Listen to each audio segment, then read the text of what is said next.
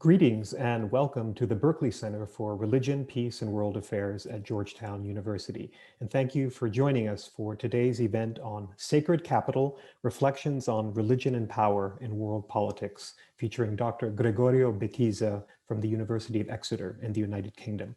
My name is Peter Mandeville, and I'm a Senior Research Fellow here at the Berkeley Center. Today's event is part of a larger project that we've been running here at the Berkeley Center over the last few years called The Geopolitics of Religious Soft Power. The basic premise of the project departs from a recognition that in world politics today, increasingly a wide range of state governments involve religion, religious outreach, and incorporate various forms of religion and religion-related activities into their foreign policy and their broader external conduct. And the purpose of the project is to look comparatively across the globe at emerging patterns around the use of religion in world politics today. The project has been publishing a wide range of working papers, short commentary pieces, and there are a couple of edited volumes coming out over the next year. Today's presentation is actually based on one of the working papers that was authored for the project by Dr. Betiza, entitled States, Religions, and Power, highlighting the role of sacred capital in world politics, which was published last spring. And the presentation today will be based largely on that working paper. I'm particularly excited about today's discussion because where most of our other webinars in this series have focused on particular country case studies, looking, for example, at how countries such as India, Turkey, China incorporate religion into their foreign policy. This is the first and so far only session in the series that is looking at the idea of religious soft power more conceptually, and where Dr. Betiza will tell us a little bit about a new idea that he's offered to the lexicon of contemporary international relations, the notion of sacred capital. I'm going to, if you want to direct your attention to the chat room, I'm going to put up a variety of links that may be of interest to you. So there's a link to the landing page for the project as a whole, where you'll be able to learn more about the Geopolitics of Religious Soft Power project, as well as to access all of the publications and outputs from the project. I've also included a link to Dr. Betiza's working paper that today's webinar is largely based on. And I will have also put up a link to his bio page at the University of Exeter, so you can learn more about him. Dr. Betiza is a senior lecturer in international relations at the University of Exeter, and our project has benefited enormously from our opportunity to collaborate with him over the last year. I also wanted to let you all know that following his opening presentation, we will have the opportunity for questions, answers, and just a broader discussion. And if you'd like to participate in that, you'll see down on the control panel for Zoom, you'll see a function called Q&A. And you can, at any point during the course of his presentation or during our discussion period, you can enter any questions you have for Dr. Betiza into that. And then when he's finished with his presentation, I will moderate a discussion with him, integrating your questions and comments as we go along. I also wanted to, before we begin, let you all know that this event is being recorded so that those who are not able to join us live can view it later. All of you who registered for the event will receive a link to that video recording when it becomes available. So without further ado, I'd like to welcome Dr. Betiza and hand the virtual floor over to him. Thank you, Peter, very much. So let me try to pull up my PowerPoint presentation. It's basically one slide, so quite static, but I think it might help as we were talking, just to see the flow of the conversation and the discussion and my talk. So again, thank you very much for inviting me. Thanks to Georgetown University's Berkeley Center for the opportunity of having this conversation and contribute to what I think, and as you will see from my remarks as well, is absolutely fascinating and very important project. So I'll roughly speak for probably 20-25 minutes. And then very happy to sort of have a conversation and answer the Q&A session. So the conversation, the presentation will mostly be structured in two main parts. First, I'll make some reflections on the important contributions which I believe the Geopolitics of Religious Soft Power project is making. And in particular, I would suggest that it's making both its contribution are in making power central to the analysis of religion and world politics, and making also religion central to the analysis of power in world politics. And part of what I'll discuss here also draws on a chapter I co-authored with Peter Henney for one of the edited volumes you were mentioning in the introduction. And then I'll turn to my report in the second part, where I put forward the concept of sacred capital as a particular way of to understand religion as a source of power, which in a way is distinct, but also complements the notion of soft power. And here I'll sort of introduce a particular way of seeing sort of the international system around what I would call sort of two maps, the one of states and the ones of religion. And then I'll develop this idea of a sacred capital, which I will divide in three types or subtypes: symbolic, cultural, and network. And then I'll briefly conclude. So in terms of the contributions of this project. So the Geopolitics of Religious Soft Power is a groundbreaking initiative. No other research project has focused in the sustained manner as this has done on conceptually and empirically investigating religion as a particular form of power in world politics. There is literature out there, of course, touching upon some of these themes, most notably as well in the context of soft power, the work of Jeffrey Haynes and Tim Burns. Ron Hassner has put forward the idea of religion as a force multiplier and divider on the battlefield. But as I see it, this project has the potential really of opening up a range of broader avenues for research, whether on religion in world politics or on soft power in international relations. The most immediate contribution of the Geopolitics of Religious Soft Power project is to squarely position power analysis at the center of research on religion in world politics, which I would argue is long overdue. That religion is a powerful force has been very well understood by political and social theorists and political operatives and religious operatives across the ages. However, recent research on religion in world politics has tended to neglect this issue, focusing on for a variety of also very good reasons, on contesting some of the secular assumptions, which I think also continue to need still to be contested. And part of the strength of this project is also in doing that, about the world system in which we live, or about the theories which we use to understand world politics. And highlight the global, what has generally been termed the global resurgence of religion. And much of the argument here has been around the idea that actually religion still, if not even more, matters today in the modern world than many had assumed.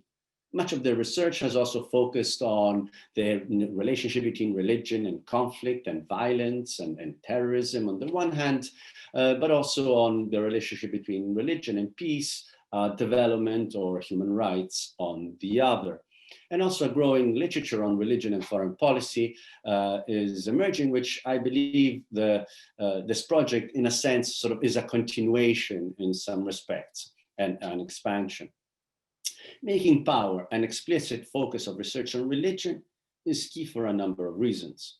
Most notably because attention to power, and in the case of this project, the notion of soft power, provides an important lens for explaining in greater detail why and how religion matters in world politics. I believe that the reports being produced for the project, which are available online, and the links I think you pasted in the chat, one can access them, show quite convincingly that without taking religion seriously as a form of soft power, we cannot explain a range of puzzling events and circumstances and practices in world politics. Why are we witnessing the phenomenon which Anel Shelin refers to as declaration proliferation? A variety of documents, the declaration, the Mecca document, the Amman message, the Marrakesh declaration coming out from Middle Eastern states and beyond the Middle East and Muslim majority countries is an interesting and puzzling phenomenon. In particular, the report asks, how is it possible that so many reports are being produced, even though the likelihood of them really affecting a decrease in violence is minimal or it's unclear? So what's going on here? And part of the discussion is that these are soft power tools in a way or another. Why is Turkey building mosques in Cuba and many other places? And for an answer to this puzzle, Erdi Öztürk's report and larger also research is a place to go to. Why conservatives in the West, many of which during the Cold War saw Russia as the West's sworn enemy, instead today increasingly look at this great power favorably? The report by Peter Henning, among others, highlights the role of Russian Orthodox Church in promoting Putin's traditional values agenda and the image of Russia as the defender of Christianity against, on the one hand, secularism, and on the other, Islam, which is appealing to many conservatives in the West. So overall, the project shows in ways, and these various reports, that have not yet been done comprehensively thus far, how states compete or advance their interests in the international system, not only through well-known instruments like economic resources, military capabilities, or diplomatic skills, but also through religion and religious soft power. Now, the second contribution. The other important contribution this project makes is to conduct research on religion with one of, if not the central concept of much of the political and social sciences, power. This, furthermore, contributes to contesting, as others have been doing for some time now, and as I mentioned also in my opening remarks, the secular biases of much of the social sciences. Take soft power, which has long been understood in secular and liberal terms in the work of Joseph Nye, and which sort of most famously coined the term, and many others. This project opens up the concept of soft power to different perspectives, showing how societies around the world hold dear a set of other, often religiously based values aside from liberal secular ones. More broadly, connecting research on power to religion promises to focus our attention on how religion is deeply intertwined with many of the most important challenges faced by our contemporary international system and what has generally been conceptualized or described as the liberal international order. Of course, this has been pretty clear in the context of the challenges posed by Islamists and transnational terrorist groups, as well as certain messianic forms of Western military intervention over the past decades. But this is also the case with rising populisms and authoritarianisms around the world, and how these mobilize certain forms of religious identitarianism along nationalist or civilizational lines. On a less reactionary end of the spectrum, proposals for global intercivilizational, intercultural, and interfaith dialogues likewise suggest a different international order, more attuned to an emerging multipolar world. Habermas's post-secular proposal, for instance, is intended to open up greater space in liberal democracies for religious voices, seem to be the most powerful critics today of the excesses of modern capitalism, whether it is rising inequality or environmental degradation. Much of post-colonial thinking concerned with vast power disparities in the international system, in its search for alternative, less Western-centric concepts and visions of world order, often draws on religious traditions. For example, Buddhism, Amitabhacharya and Lini Ling have looked at Buddhism, Sikhism in the work of Giorgio Shani, or Sufism, and so on. In our current times, which increasingly seem to be approaching the end of what Francis Fukuyama labeled the end of history, it seems that, for better or worse, religion is likely to matter more to global power and world ordering dynamics than ever before. So it is in this context, one where I very much agree with the intellectual premises and promises of the Geopolitics of Religious Soft Power project, that I now turn to my own report and sort of the second part of my remarks, where I lay out one particular way to approach the relationship between religion and power, centered on the concept of sacred capital.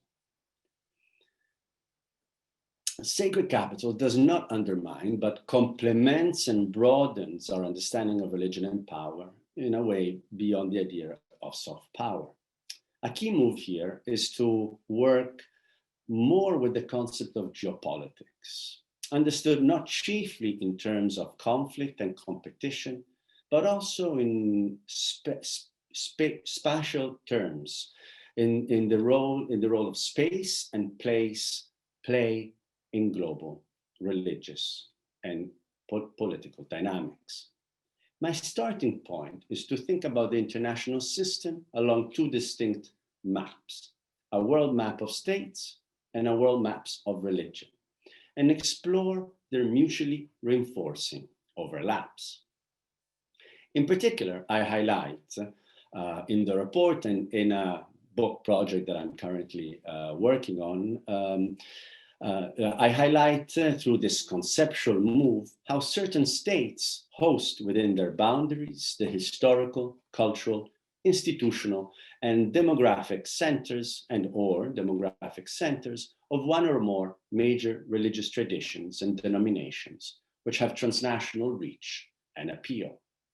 One can think of states like Saudi Arabia, Iran, Israel, Russia, the US, India, but also Italy, Turkey, China, and many others, for example, in terms of this sort of overlaps between the map of religions and certain religious epicenters and the map of world states.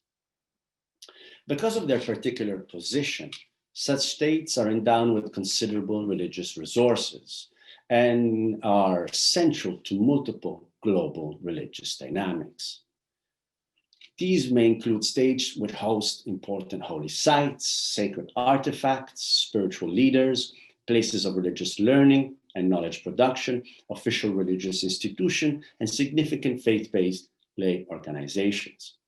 As a result, these states will likely hold especially vibrant and active faith communities, exhibit a religiously inflected national identity, acquire a particular standing among other states and societies, as well as migrant and diaspora communities abroad, occupy a central place in a faith, spiritual, and geopolitical imaginary, infuse their religious tradition with the norms, knowledge, and politics of their locality, provide the language in which holy texts are written or official discourses are articulated, produce missionaries treading the globe, and host religious pilgrims, students, and tourists from around the world. These multiple religious characteristics and dynamics generate particular power resources for such states, which I conceptualize in terms of sacred capital. Now, the term sacred capital, in a way, is not entirely my invention or let's put it like that, original. There is an important sociological literature, mostly focused on religious or spiritual capital. There is a wider, of course, literature focusing on a human and social capital. But the idea of a particular form of religiously based capital as applied to certain states, which I hereby term sort of sacred capital, is a sort of development. It sort of expands on this wider body of literature and draws on it. Now, I further unpack the concept of sacred capital to suggest three particular types or subtypes. One is symbolic sacred capital, another is cultural sacred capital, and a third is necro sacred capital. This is still very much sort of work in progress. So the report was a way to sort of put down some of these ideas and working as in a draft form. And I'm starting to refine them as I work on the book monograph, on the book manuscript and on the monograph.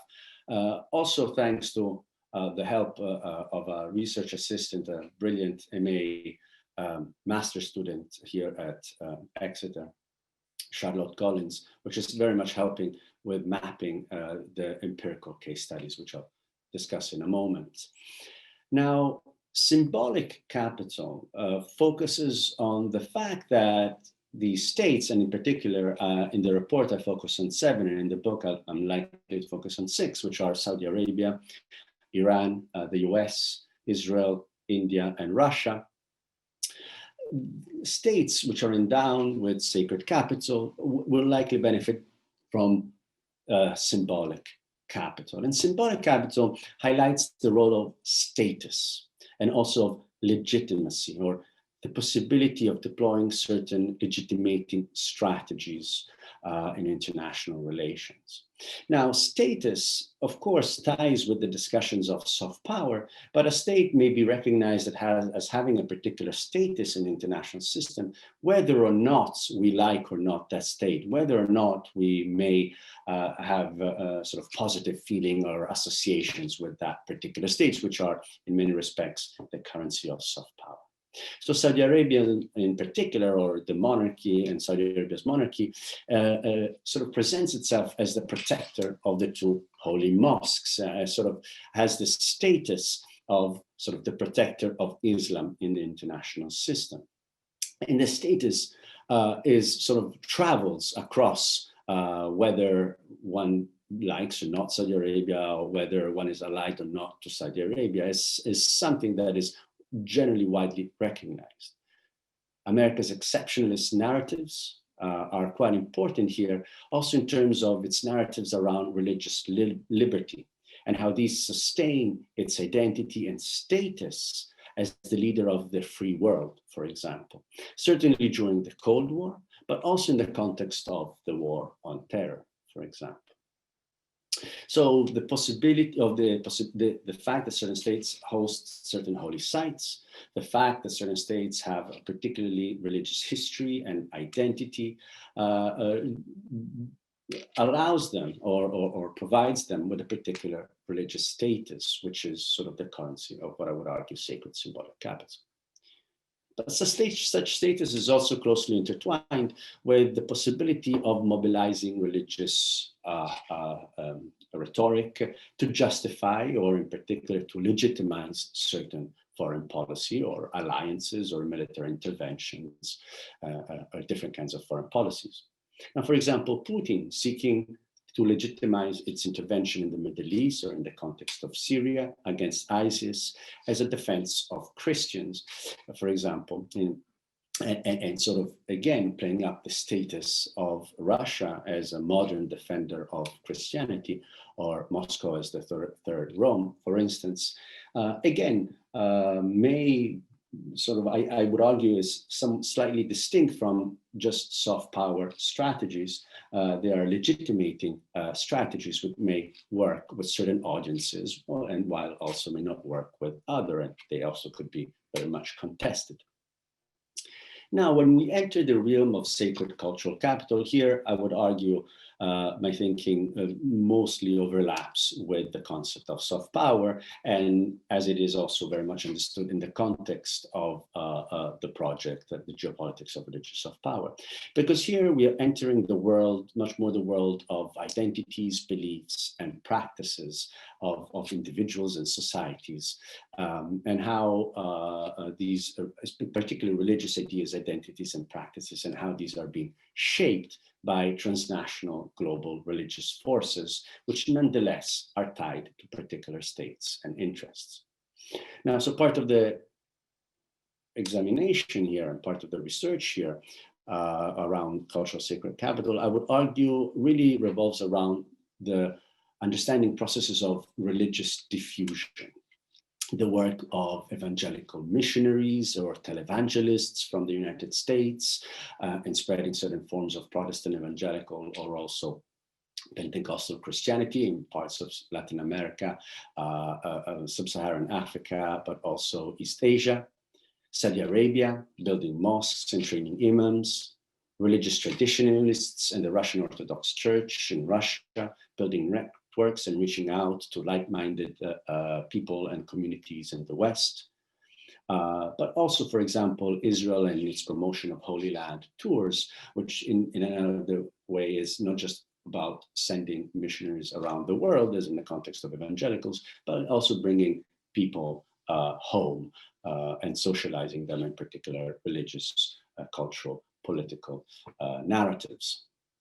Now, all of these processes of religious circulation and diffusion from certain sort of core states mostly by religious actors, either affiliated or not at all with the state, is likely, although not, again, this is important, it's not a deterministic story, it's likely to produce, to shape identities, values, beliefs, and practices of people around the world and shape them in ways that maybe sort of generate forms of soft power, forms of attraction, and getting people to want what others want, which is another definition of soft power. So there is some evidence that, for example, Pentecostals in Africa are more pro-American than other religious groups. And as I already mentioned earlier, in particular, this is the report by Peter Henney here, there's a growing reputation of Russia is enjoying among certain segments of Western societies, may be tied to the sort of norm faith entrepreneurship activities by Russian religious traditionalists and the Russian Orthodox Church itself. Now, a third area, which I highlight in the report, is that of network capital, sacred network capital. And here is really to highlight some of the more material aspects, not just shaping values and identities or issues of status and legitimacy, but more form of concrete material links, ties, and connections that exist between religious groups and whether within a state and across boundaries. In fact, some of these states that I've highlighted earlier, those which are particularly endowed with religious resources and are particularly central to religious flows, are also central to multiple transnational religious networks. And such networks may act as conduits for ideas, money, food, weapons, around the world. And this is very much the idea of networks as conduits. And here I'm building also on some network theory, for example. So for example, another example that I think many will be quite familiar, a lot of the claim, for example, around the faith-based initiatives in the United States and why USAID, or even in the context of PEPFAR, resources should be given to faith-based organization. Many evangelical, in particular, and quite pervasively religious, has been around the fact that such organizations are have a capillary distribution and reach some of the furthest and poorest places of the sub-Saharan Africa. So very much the idea of these churches, and organizations constituting important networks that can be used to send aid, money, food, and so on around the world, medicines, and so on. But networks are also, we can understand networks as particularly efficient ways to mobilize transnationally, especially ways to for collective mobilization at a transnational level. Much of the research on networks very much emphasize how they are really powerful systems for collectively mobilizing for a particular purpose or agenda across borders. And here we can think of diasporas, lobbies, and advocacy groups, proxy guerrilla, and terrorist groups, for example, around the world. So India and Israel have important diasporas abroad who mobilize and form organizations around the world, both independently, but also under certain circumstances in coordination with India and Israel to advance the states' interests and values abroad.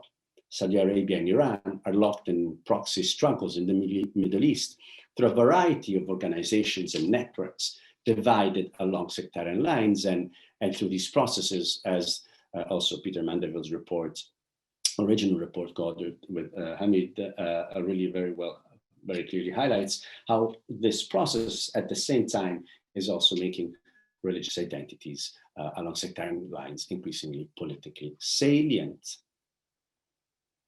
Now, it's quite important, and I highlight in the report and also in definitely in the book project, to not view religions as monolithic, as homogeneous social entities, and likewise also states in themselves are not necessarily homogeneous monolithic entities, but actually to be conscious that there are a variety of contextual factors which may influence how sacred capital may function in different contexts and religious contexts and state contexts, because each state and religion and their interaction are pretty much distinct.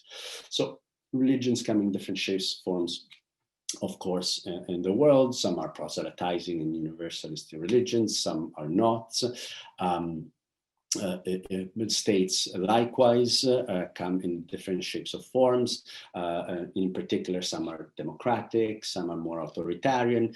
There are also a variety of state-religion relations, which will impinge also on the extent to which religious actors will be able to operate independently or not from the states, and also whether a state is democratic, authoritarian, that will matter too. Each religion has different characteristics and theologies and histories. I already mentioned this. And also each state and religious group will also count on different non-religious resources, in particular money. Certain states are particularly rich, like the United States, and American missionaries are maybe more tech savvy than many other missionaries from other parts of the world. So they can count on the fact that they have considerable economic resources at their disposal, but also technological know-how, for instance. Likewise, of course, here's the story, very important, of Saudi Arabia. There's been interesting work in looking at how, of course, Saudi money and oil resources have been also translated into other forms of cultural and religious resources. Now, so to conclude, so I believe that geopolitics of religious soft power is a much needed and path-breaking project. Of course, this is not surprising, given that over the past years, I've been giving increasing thought to the relationship and entanglements between religion and power, most notably seeking to develop the concept of sacred capital, which I sketched out in this talk and in the policy report for the project. I believe that much of this research is important, not just because it advances our understanding of religion and world politics, although this is very, very important, and I think it does so in a variety of ways, as I sketched out at the beginning, but also because it promises to further our understanding of world politics more broadly and its future in a time of crisis of globalization and the potential unmaking or making of a post-liberal international order. Thank you very much.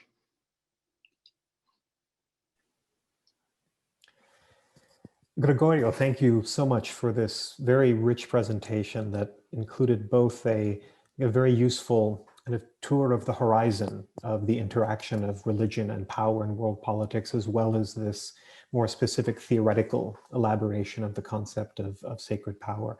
And we do have several questions that have come in through the Q&A chat box, which we'll get to in a moment. So just to remind those of you who have joined us, if you'd like to ask Dr. Betiza anything, please do go ahead and use the Q&A function at the bottom panel of the controls, and you'll be able to type your question in there, and I'll integrate it into the discussion as we can. I also wanted to pause for a moment and acknowledge the Carnegie Corporation of New York, whose generous support has made all of the work that we've been doing in the Geopolitics of Religious Soft Power project possible. I may take advantage of my role as moderator to pose an initial question, if I could. I actually have two. I'll ask one now, and then time permitting at the end, I'll ask a second one, which is a little bit more forward-looking in nature and more directly related to some near-term policy changes that we might be seeing in the United States, given that you are, of course, the author of a book, fairly recent book that looked at the role of religion in US foreign policy, the details of which, by the way, folks, I posted in the chat box for those of you who'd like to see Dr. Betiza's recent book.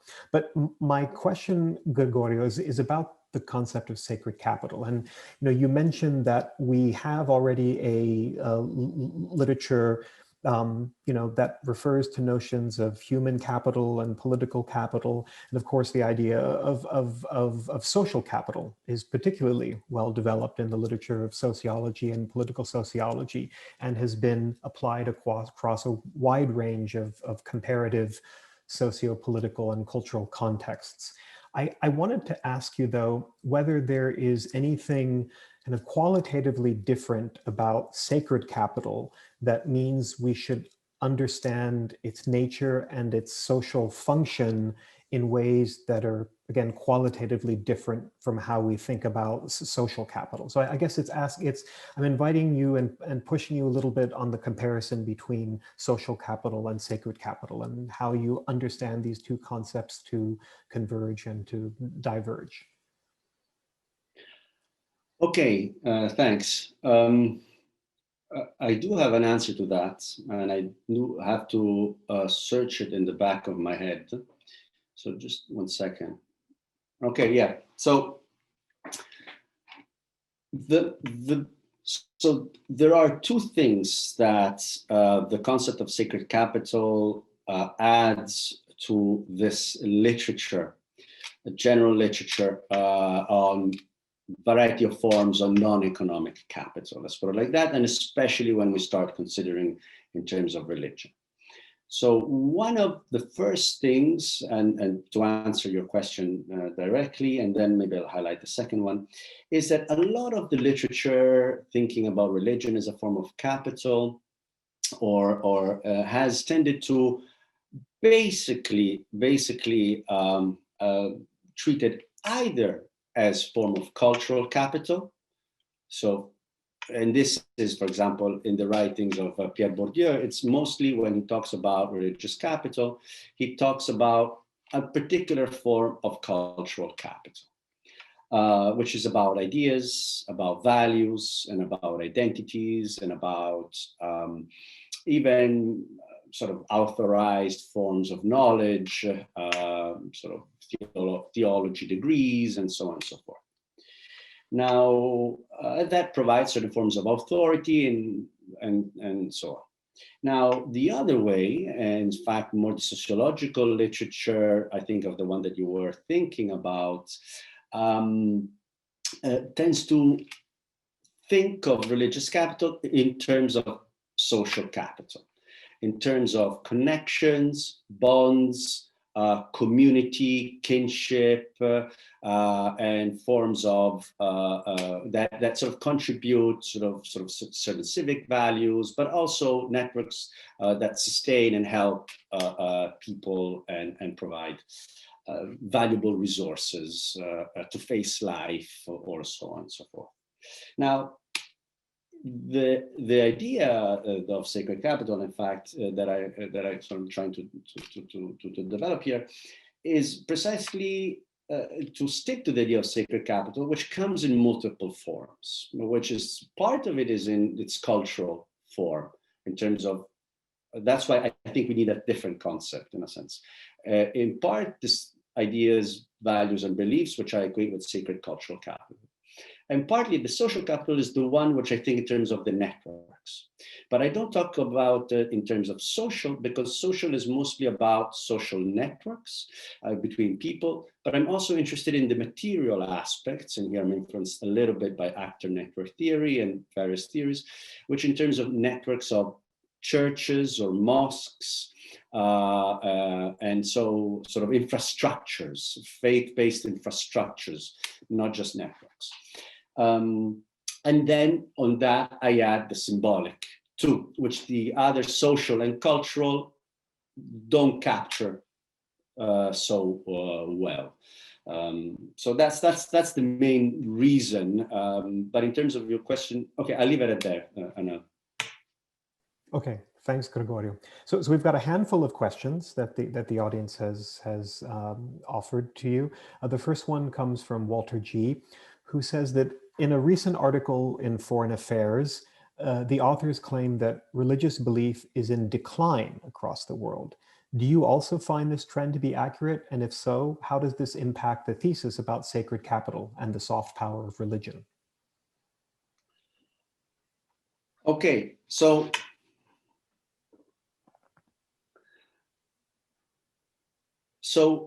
clearly, let's put it like that. If religion is in decline, the power of sacred capital or the value of sacred capital or the value of religious soft power is likely to be in decline as well. In a world where religion matters a lot, it is likely that religious soft power and sacred capital will matter a lot. Now, to this, it is okay. It could still be that even if it's declining, it's still quite significant, and it still has considerable effects and influence. And so even let's say if it is declining, there might still be some very valid reasons why we should study and understand some of these phenomena, especially because they've generally been sort of overlooked and neglected, and so on. So we sort of get a fuller picture and better understanding of how things work. Now, whether it is in decline or not, that's the other big question. And I suggested in my talk that it is likely not to be the case. But this is a debate that has been going on for, I don't know, since modern social sciences has been invented around the secularization thesis. What do we understand as religion? Is it about beliefs in individuals? Is it about public authority? Is it about identification or practices? And so some of these surveys that capture certain things, they capture maybe certain aspects of religion, but possibly not others. So while, say, Max Weber or Karl Marx were either for better or worse seeing a future that was not, that was going to be increasingly less religious, Alexis de Tocqueville, coming from Europe to the United States, saw completely the opposite. And he has a fantastic line in Democracy in America, where he says, many in Europe think that modernity is sort of the absence of religion. Well, here I am in America, which promises to be the most modern place on earth, and its religion is thriving. Now, I know there's also debate in the US around the nuns and so on and so forth, but the point being is that I think this debate is not settled, and I do think that we are in a moment where, for two reasons, part because of social processes out there in the world, generally identified as religion, as resurgence of religion, which in particular is a growing political salience of religion, I would argue, not just personal religiosity, and part because certain assumptions about how we thought the world functions around sort of a teleological path towards a modern secular world are being revisited. So we have people like Eisenstadt talking about multiple modernities, Habermas about post-secularism, and so on. Peter Berger about desecularization. And so we're rethinking also certain paradigms, and we are sort of more open here as well to appreciating the impacts of religion in ways that we were not before. Great. And actually, staying in this same general terrain, we'll go to a question that is asking about how we should think about religion. So Joseph Prabu says, scholars of religion know that religion, quote unquote, is a highly differentiated concept, which makes generalization across cultures highly problematic. So which religion are you talking about? Joseph asks. Confining myself to the recent history of evangelical Christianity in the US, he says, the politicization of religion has proved to be a very problematic thing, to the point where Christianity has been reduced to factional political power and has lost something of the kind of transcendent power that believers have with respect to religion. Could you comment on that? Yeah, so, and I'll be frank, the challenge of the kind of project that I'm involved is precisely this in many respects. Because I want to try to offer some general sort of concepts, and it's in a Weberian style of ideal typical sort of concepts. But as you may recall, towards the end, I sort of also warned, I'm not trying to claim that, it's not deterministic, this theory, and we should not treat religions as homogeneous entities without internal, that are not plural and pluralist, and with also internal contestation in and of themselves. So what I would like to offer is a set of concepts that we may want to use the same way as the soft power concept, for example, that we may want to use to understand certain sets of dynamics out there in the world. But part of the story I also want to tell, for example, I'm not sure if I will completely sort of answer this question, but part of the story I also want to try to tell is that actually also having a lot of sacred capital does not come only with advantages for countries. The fact that they have a particular religious status in the international system may make them even more susceptible, say, to terrorist attacks, for example. Right? So, for example, one of the big examples for me is often Italy and Rome, and the symbolic place that Rome and sort of Catholic Church and sort of in general in Christianity, Italy and Rome have. Now, in ISIS propaganda magazines, despite Italy in the modern period not being a major colonial power or neo-colonial power as the UK or British or France, or some would argue also the United States, of course, in this day and age, nonetheless features large on ISIS sort of anti-Western propaganda. So much so that its latest magazine is also called Rome or something like that, right? So I think the point is that, again, these concepts are to highlight the way in which religion, in particular religions and particular traditions and particular movements, in particular situation, may produce certain forms of power and power multipliers, but it's not, again, it's not just a one-way street. They may also create certain forms of resistance and contestation and so on. So it's not, I didn't discuss really exactly the category of religion and what is religion, so in the sense, but I sort of opened up the fact that it's not a sort of a set in stone analysis of some deterministic a la Huntington, Samuel Huntington Clash of Civilization and sort of like that theory. Okay, thanks. So looking at the time and looking at the number of questions we still have to get through, thankfully James has just asked the question that I was going to ask, so we don't, so that's my second question already covered. I'm going to go ahead and put on a last call for questions now so that we can kind of close down that and then continue to proceed through them. So the next question comes from our common friend and fellow project contributor, Erdil Öztürk, who says, who first thanks you for the wonderful contribution for the presentation. He says, there should be many common points of symbolic and cultural types of sacred capital, but how can you separate or distinguish these two power-based focal points? For instance, culture can enforce symbolic power resources and/or symbolic power resources might work with culture, and status might come with culture and symbols at the same time. Are there any boundaries between them? Yes, good question. And the other, and I'll shoot myself in the foot here, and the other problem is between culture and network. Because the expansion of, if you have faith entrepreneurs spreading sort of religious ideas and diffusing religious ideas, it's expanding also networks, and religious ideas in themselves are sort of spread and facilitated their spread through already existing networks. So, what I'm trying to say here is that they are definitely not mutually exclusive concepts, and they're also mutually reinforcing, and some of the same social forces that relate to one may relate to another. Now, for me, it is useful to separate them, in part also because I think, let's put it like that, the symbolic elements definitely, so the status of a state definitely depends. If let's use the example I was using before with Rome, if I'm a Christian, I am likely, whether in this day and age, maybe 300 years ago, less with the Rome and the wars of religion, but hold Italy or Rome in a particular status, particularly high.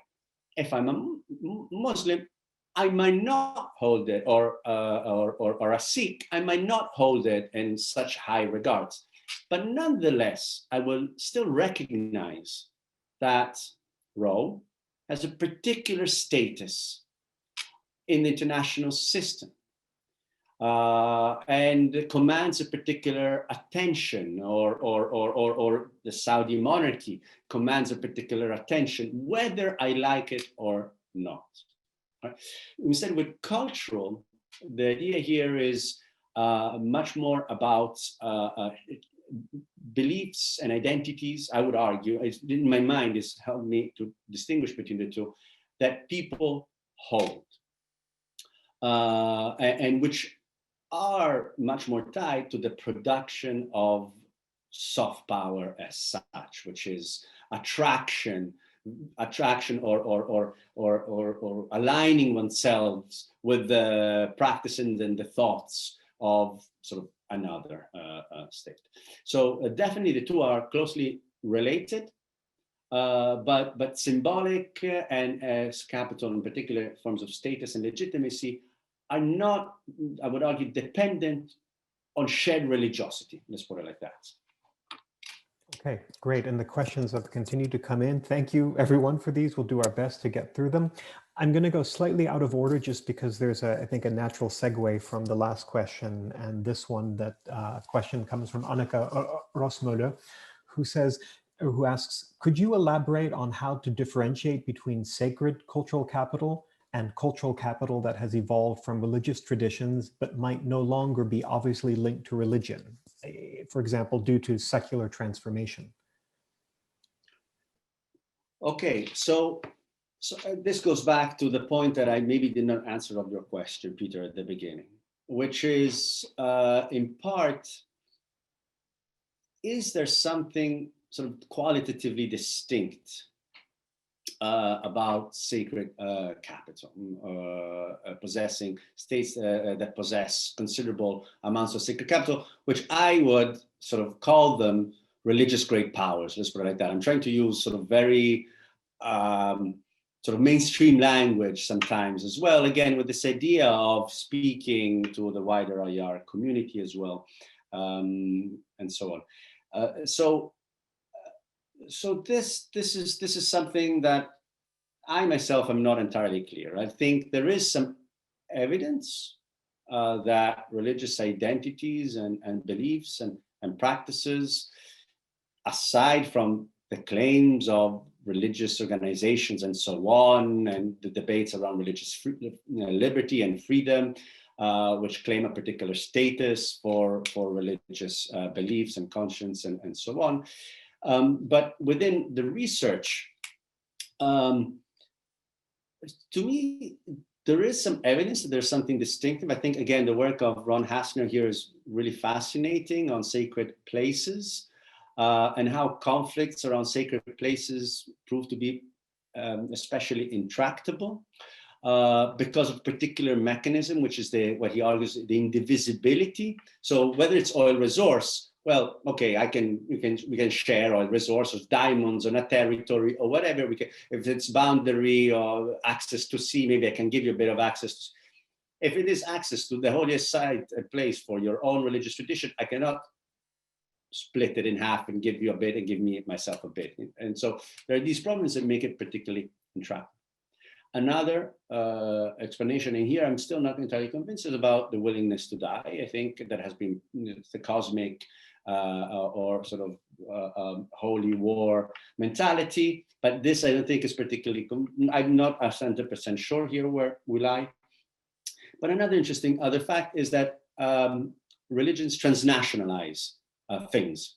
So if something happens to a Christian here, or a Jew there, or a Muslim there, it can either be something that happened to John or to Mary or to Muhammad here and there for a particular reason, or it could, and nobody pays too much attention, or it can be Christians persecuted, Muslim persecuted, Jews persecuted, anti-Semitism, and automatically it becomes something that garners much wider attention.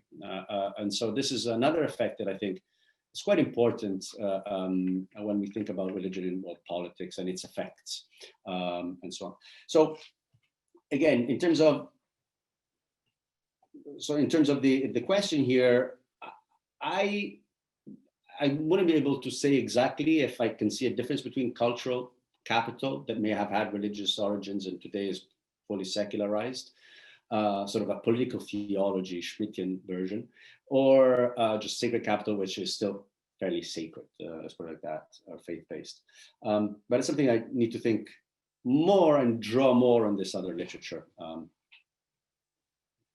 that touches upon some of these themes.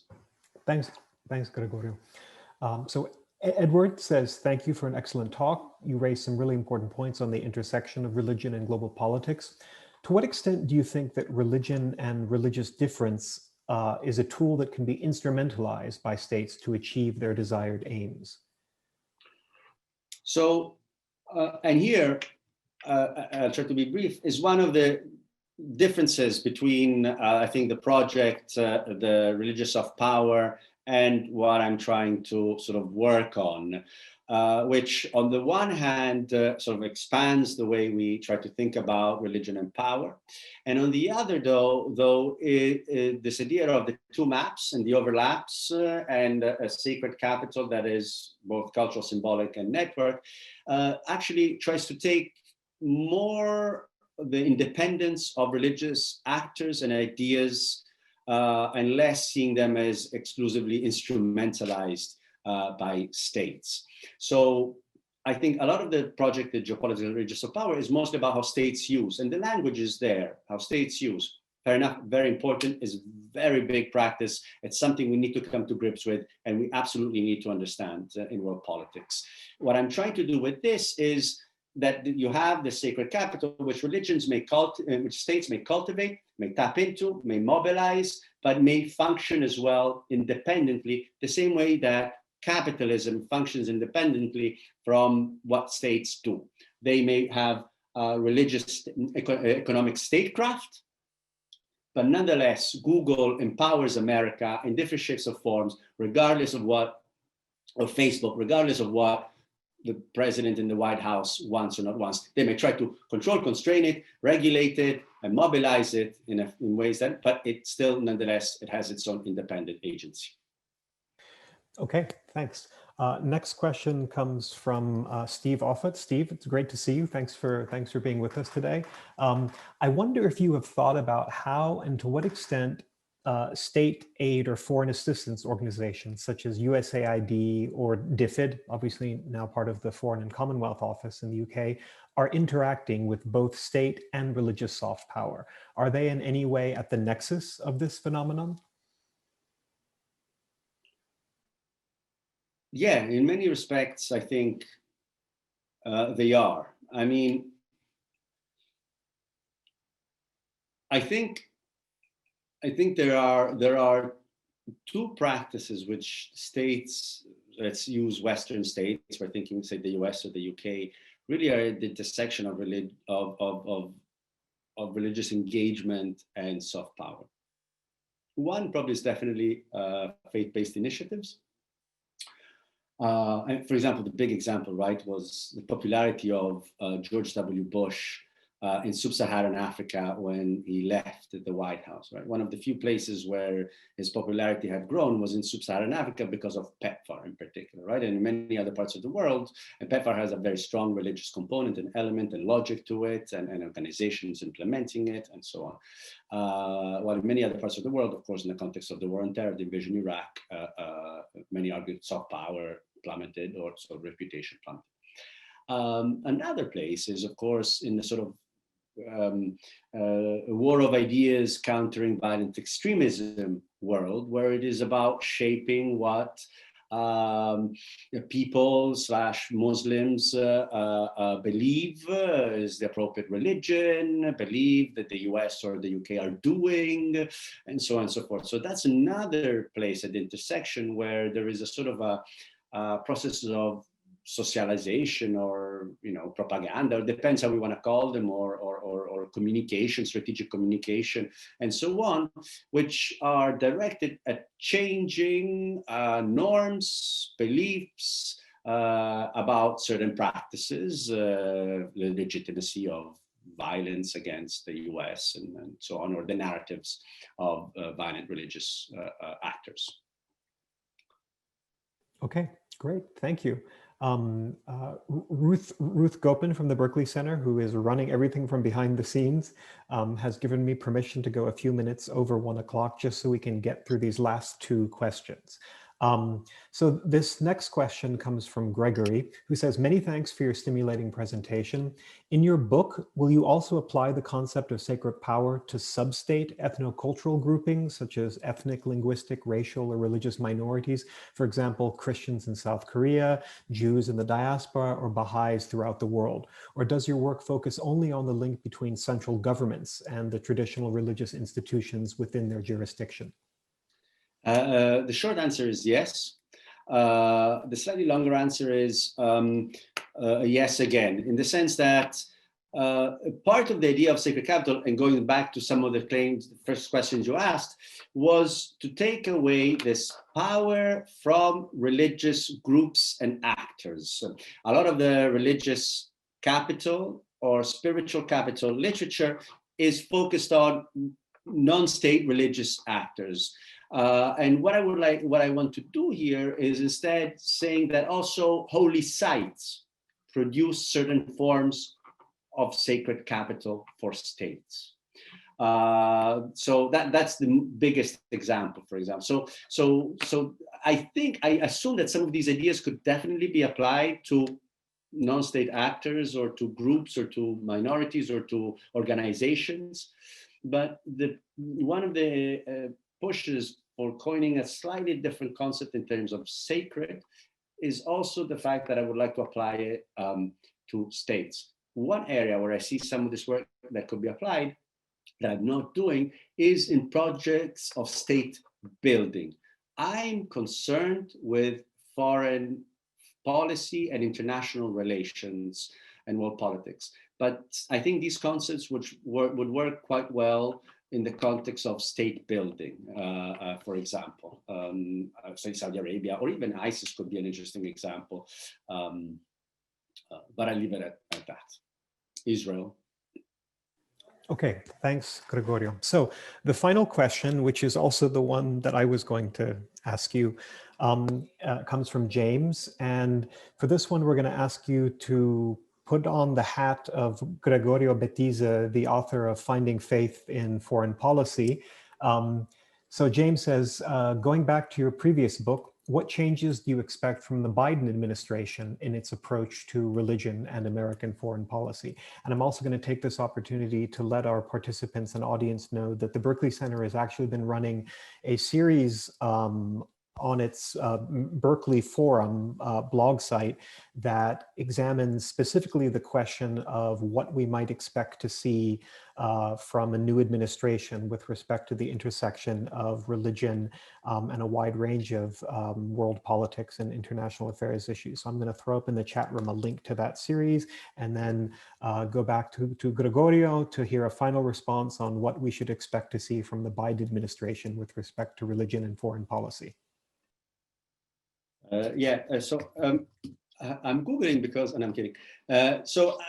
In all honesty, since writing that book, I've been a bit following what has been going on. But the last sort of 2 paragraphs of the conclusion of the book say, but maybe on the horizon, there might be some geopolitics of religion that may be taking place, and we should study it more.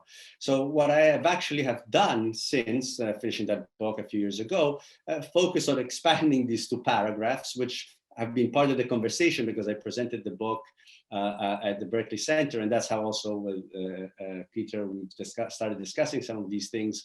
So my focus really so far has sort of taken me slightly away from all of these initiatives. I know.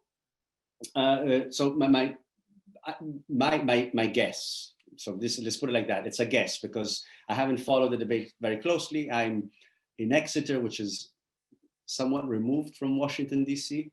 And my guess is that what I argue is that much of these policies depend on 3 processes, let's put it like that.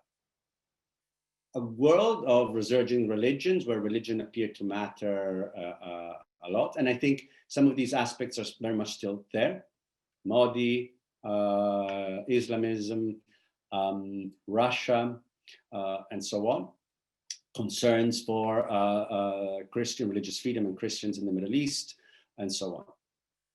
2, very, very motivated, although not always necessarily coordinated, domestic advocacy and lobbying work, which to my understanding, I think, from what I can tell, is still there, although maybe it has changed a bit. Again, I haven't looked very closely to this, and I'm not in Washington, D.C., so I don't have exactly my finger on the pulse.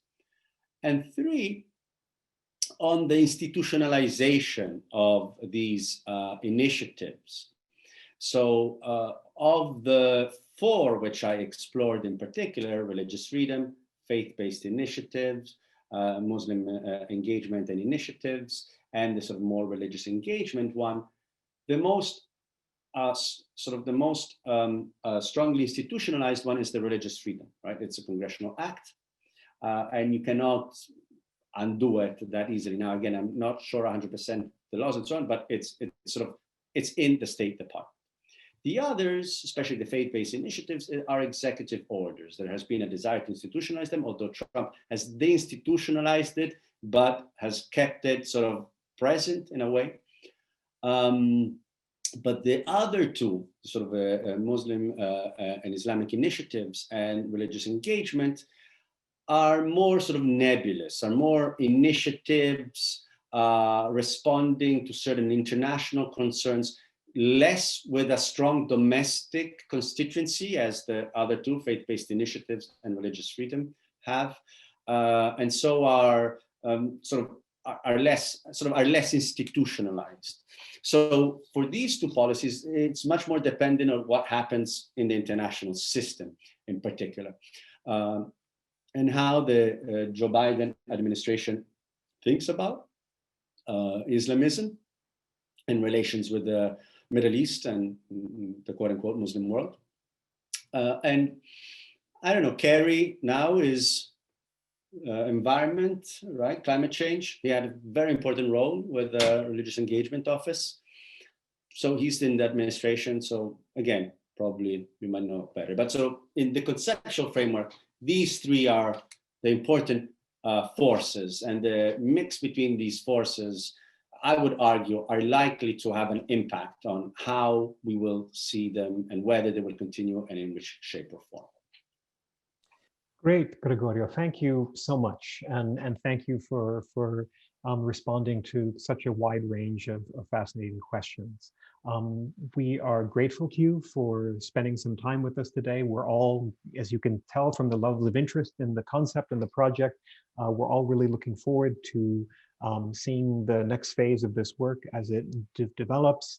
And so thank you so much for being with us today. And I want to also again thank those of you who joined us, our audience, for being part of this discussion. And finally, again, to our colleagues and staff at the Berkeley Center for Religion, Peace, and World Affairs at Georgetown for hosting us, and to the Carnegie Corporation, whose generous support makes all of this work possible. Wishing everyone happy holidays, stay healthy, and look forward to seeing you again at a future Berkeley Center webinar. Take care, everyone. Have a good day. Bye-bye. Thank you very much. It's been a real pleasure. Fantastic questions. Thank you very much. Thanks, Gregorio. Take care, everyone.